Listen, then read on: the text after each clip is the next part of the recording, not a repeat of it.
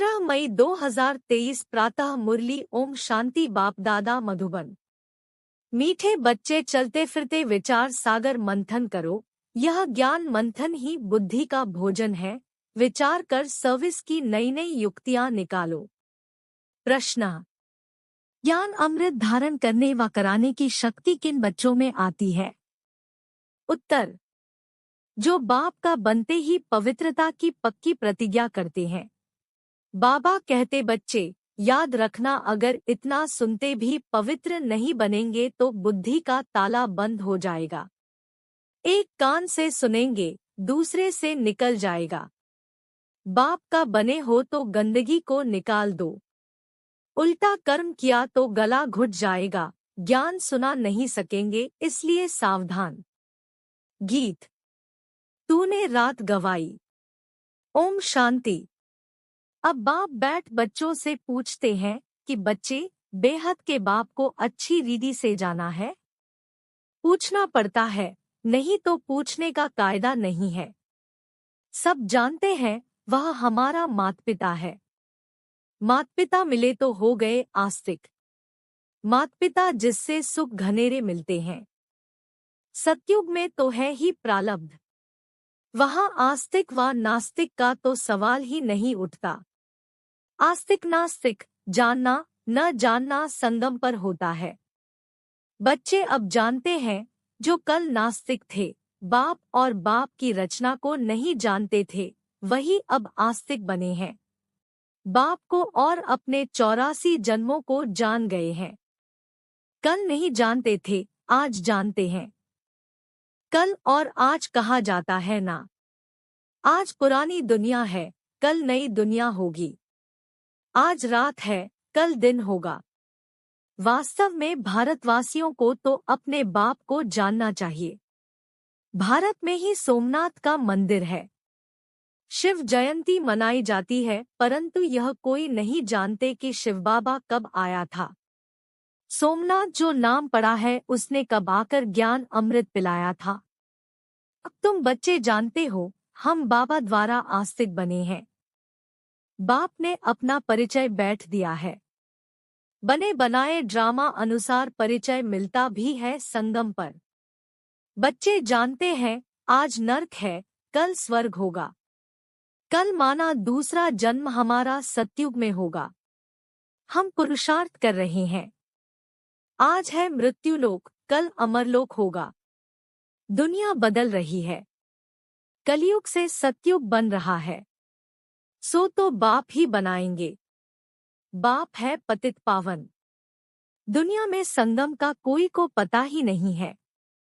अब तुम कितनी रोशनी में आ गए हो। तुमने अब भक्ति मार्ग छोड़ दिया है। आज भक्ति है, कल नहीं होगी। ऐसे नहीं, आज भक्ति है, कल फिर ज्ञान होगा। नहीं, भक्ति तो आधा कल्प चलती है। ज्ञान एक ही बार मिलता है और सद्गति हो जाती है।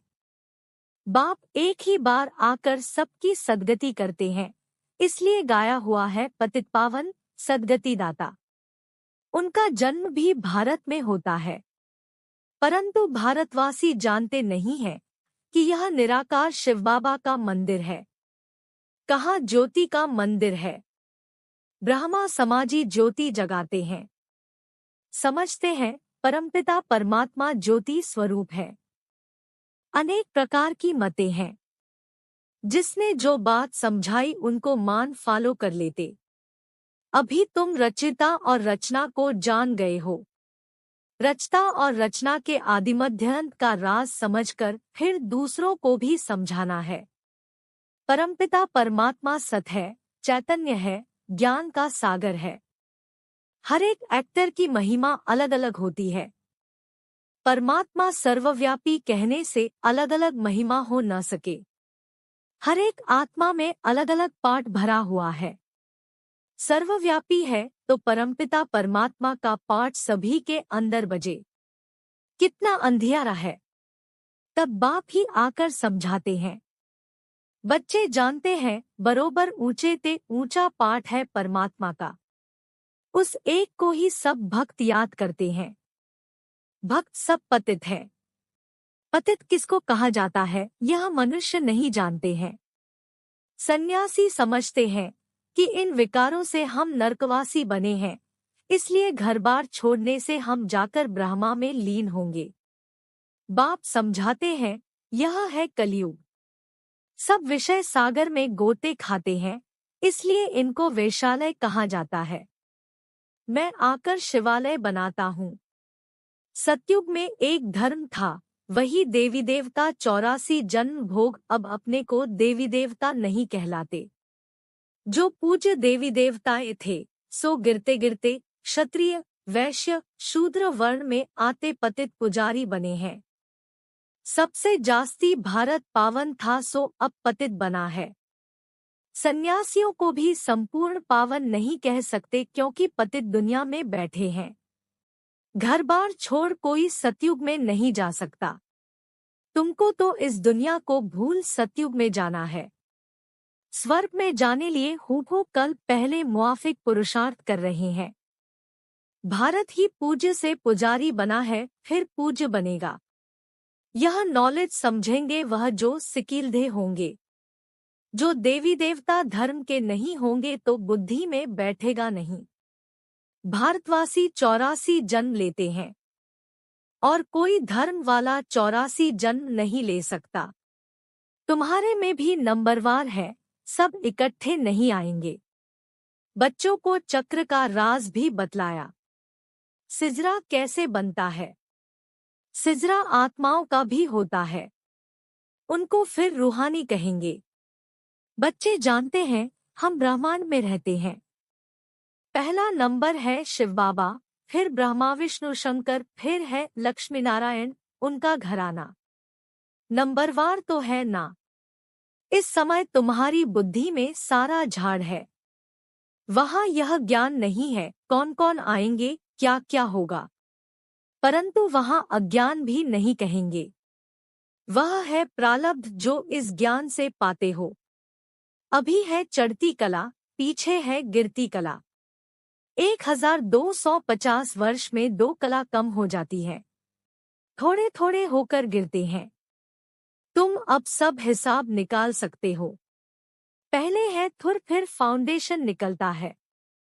अब तुम बीज और झाड़ को अच्छी तरह जान चुके हो। अब तुम बाप द्वारा नास्तिक से आस्तिक बन गए हो। बाबा ने समझाया है फादर शोज सन, टीचर शोज स्टूडेंट। पहले गुरु शोज फॉलोअर्स, फॉलोअर्स शोज गुरु। यहाँ तो तीनों ही एक बाप है। वह है रचयिता। जरूर नई दुनिया रचेंगे। स्वर्ग में लक्ष्मी नारायण राज्य करते थे। उन्होंने यह वर्षा कहाँ से लिया।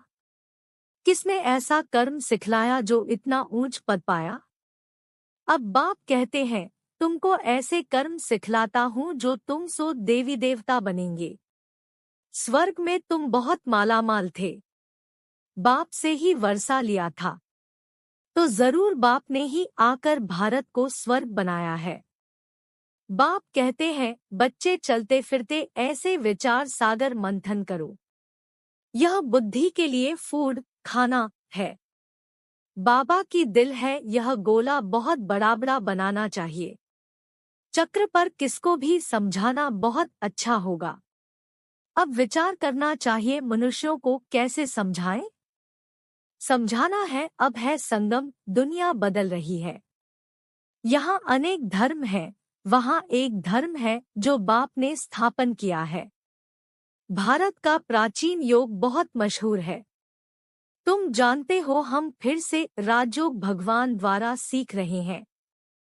भगवान ही बेहद की हिस्ट्री ज्योग्राफी बताएंगे। मनुष्य को बता न सके।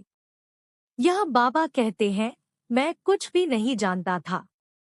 बाबा अपनी महिमा नहीं करते हैं कि ऐसा था वैसा था। बाप कहते हैं यह भक्ति के कर्मकांड अब मत करो। अब भक्ति पूरी होनी है, रात के बाद दिन आएगा। अभी तुम बच्चे हो संगम पर, संगम पर ही नॉलेज मिलती है। बाप कैसे पहले सूक्ष्मवतन की रचना करते हैं, फिर प्रजापिता ब्रह्मा द्वारा नई सृष्टि रचते हैं। इनका ही मनुष्य सृष्टि सिजरा है। इसको ही आदि देव, आदि देवी कहा जाता है। एडम ईव भी कहते हैं। अब माता पिता है तो सृष्टि कैसे रची, एडम को आदि देव ब्रह्मा कहेंगे, परंतु वह क्रिएटर नहीं है। ऐसे नहीं समझते, परमपिता परमात्मा ने एडम द्वारा कराया। जरूर गॉड ही स्वर्ग का रचयिता है। वह है निराकार बाबा। हम आत्माएं भी निराकार है। यह शरीर लेकर पुनर्जन्म में आती हैं पाठ बजाने। निराकार बाप को भक्ति में याद करते हैं, वह परमधाम में रहते हैं। वह पतित पावन है। पतित दुनिया में आकर बच्चों को पढ़ाए पावन दुनिया में ले जाते हैं, इसलिए बाप भी है, टीचर भी है। बेहद की हिस्ट्री ज्योग्राफी पढ़ाते हैं। अब तुम मास्टर नॉलेजफुल बन रहे हो। अब बाप कहते हैं, बच्चे याद रखना, पवित्र नहीं रहेंगे तो कितना भी सुनेंगे, एक कान से सुनेंगे दूसरे से निकल जाएगा। पहले पवित्रता की प्रतिज्ञा करो, नहीं तो पापों का बोझ कटेगा नहीं। पावन नहीं बनते हो तो और ही जोर से गिरते हो। बाप कहते हैं, याद रखना, अब पावन न बने तो बहुत सजा खानी पड़ेगी। अज्ञान काल में इतनी सजा नहीं मिलती है, परंतु मेरे पास आकर प्रतिज्ञा कर फिर पवित्र नहीं बने और छिपकर इंद्रसभा में आते रहेंगे तो बहुत दंड खाना पड़ेगा और ही पत्थर बुद्धि बन पड़ेंगे। फिर साधारण प्रजा में चले जाएंगे। मर्तबा भी नंबरवार है ना। ऊंचे ते ऊंचे भी बनते हैं तो नीचे ते नीच भी बनते हैं। यहाँ तो सबको दुख है। अचानक मौत हो जाती है। वास्तव में काल आना चाहिए पूरी आयु में।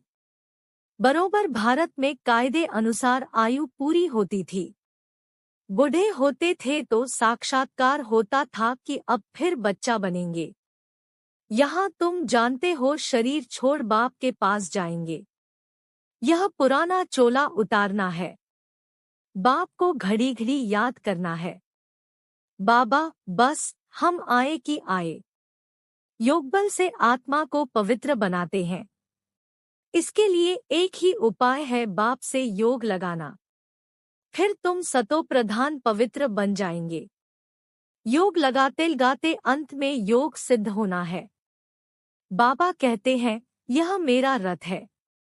लैंड लेडी कहो या लैंड लॉर्ड कहो, यह बड़ा विचित्र है। कैसे शिव बाबा आते हैं, कहते हैं यह लैंड लेडी भी है तो प्रजापिता भी है। मुझ निराकार को शरीर जरूर चाहिए।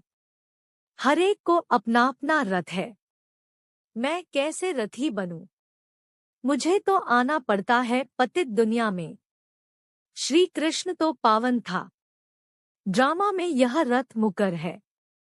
मैं आता भी हूँ भारत में। ऐसे नहीं, एक कल्प भारत में, दूसरा कल्प जर्मनी में आऊंगा। बाप समझाते हैं, तुम तो कर्मयोगी हो। कर्म करना पड़ता है।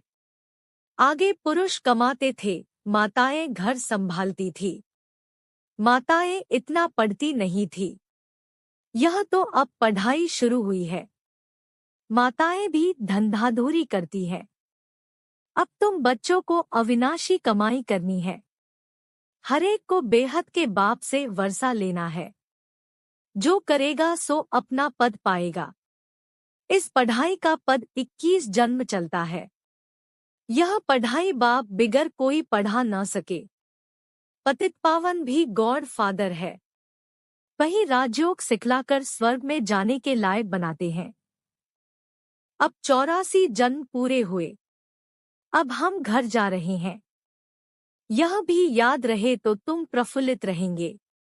बाबा अपना अनुभव बताते हैं, कोशिश करते हैं याद रखने की, परंतु फिर भूल जाते हैं। इसलिए बाबा कहते हैं, रात को जागकर प्रैक्टिस करो, फिर अवस्था स्थायी जम जाएगी। इसलिए कहा जाता है, हे नींद को जीतने वाले बच्चे, कमाई करो। हाथ, पाँव, मुख से कुछ करना व बोलना नहीं है। आगे तो माला फेरते राम राम जपते थे। माला का राज अभी तुम समझते हो। विजय माला और रुद्र माला। अब तुम सब पुरुषार्थी हो। इसको माला नहीं कहेंगे। रात को जागने से तुमको बहुत मजा आएगा। रात को 9 से 12 बजे का समय गंदा होता है। 2 बजे से है अमृत वेला। यहाँ तो एकदम गंदगी को निकाल दो। इतना सुनते भी अगर पवित्र नहीं बनेंगे तो बुद्धि का ताला बंद हो जाएगा, फिर किसको ज्ञान भी सुना नहीं सकेंगे। जैसे वृंदावन में कुछ रास लीला का बना हुआ है। यह है ज्ञान डांस की बात। यहाँ से सुनकर देखकर बाहर जाकर उल्टा बोलते हैं तो गला घुट जाता है, इसलिए सावधान रहना है। पवित्र जरूर बनना है, तब योग लगा सकेंगे। अच्छा, मीठे मीठे सिकीलधे बच्चों प्रति माता-पिता बाप दादा का याद, प्यार और गुड मॉर्निंग। रूहानी बाप की रूहानी बच्चों को नमस्ते। धारणा के लिए मुख्य सार। 1. कर्मयोगी बनकर रहना है। कर्म करते भी बाप को याद कर सतो प्रधान बनने का पुरुषार्थ करना है। 2. अपनी हर चलन से बाप, टीचर, गुरु का शो करना है। हम घर जा रहे हैं, इस स्मृति से सदा प्रफुल्लित रहना है। वरदान। महावीर बन हर संकल्प को स्वरूप में लाने वाले सदा विजयी सफलतामूर्त भव। जो भी विशेष संकल्प लेते हो उसमें दृढ़ रहो। संकल्प करते ही उसका स्वरूप बन जाओ तो विजय का झंडा लहरा जाएगा। ऐसे नहीं सोचो देखेंगे करेंगे। गे करना अर्थात कमजोर बनना। ऐसे कमजोर संकल्प करना अर्थात माया से हार खाना। सदा यही अमर अविनाशी संकल्प करो कि हम सदा के विजयी महावीर हैं, सदा आगे बढ़ेंगे, विजयी बनेंगे। तो इस संकल्प से सफलतामूर्त बन जाएंगे। स्लोगन। चेहरे पर खुशी की झलक हो तो चेयरफुल चेहरा बोर्ड का काम करेगा। कृपया आज की मुरली पर लाइक, कमेंट और चैनल को सब्सक्राइब जरूर करें।